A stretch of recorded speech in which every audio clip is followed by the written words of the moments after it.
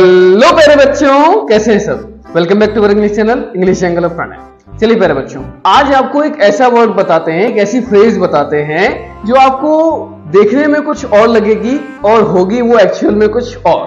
प्यारे बच्चों, ये बात सब जानते हैं कि टी मीन्स चाय होता है। सब लोग चाय पीते हैं, मैं भी पीता हूं, आप भी पीते हैं। तो प्यारे बच्चों, टी मीन्स क्या हमेशा चाय ही होगा? नहीं मेरे बच्चों, आपको ध्यान रखना होगा कि आजकल सोशल मीडिया पर एक बहुत अच्छी फ्रेज चल रही है। मालूम है आपको क्या? Spill the T. अब हम जब उसको देखेंगे तो हमको लगेगा स्पिल द टी मीन्स क्या चाय छीलो। मेरे बच्चों, स्पिल द टी मीन्स चाय छीलना नहीं होता है। और वो तो आप ऑब्वियसली समझ ही गए होंगे कि जब उसको फ्रेजल वर्ड की तरह यूज किया जा रहा है तो उसका नॉर्मल मीनिंग तो निकल ही नहीं सकता है।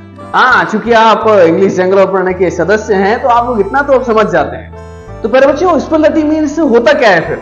तो प्यारे बच्चों, आपको मालूम होना चाहिए कि स्पिल द टी मीन्स होता है एक इंटरेस्टिंग न्यूज।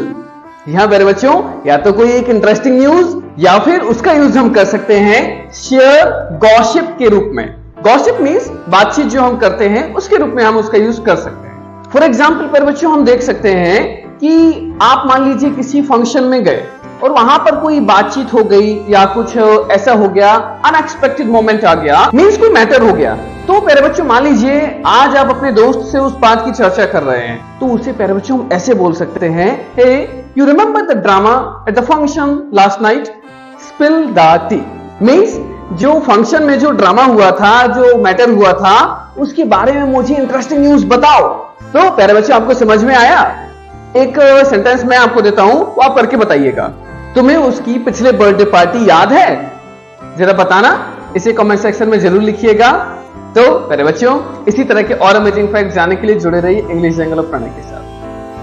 लाइक करें, शेयर करें, सब्सक्राइब करें।